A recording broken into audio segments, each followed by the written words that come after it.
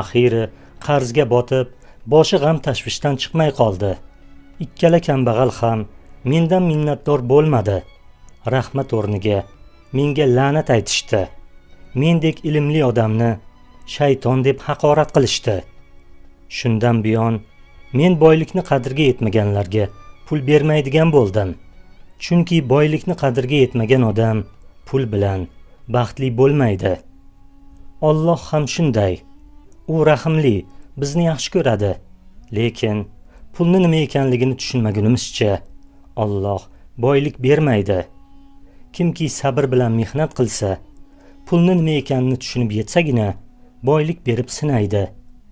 Barcha yaltiragan narsa oltin bo'lmaganidek, ko'zimizga baxt bo'lib ko'ringan narsa tavqi la'nat bo'lishi ham mumkin, dedi donishmand.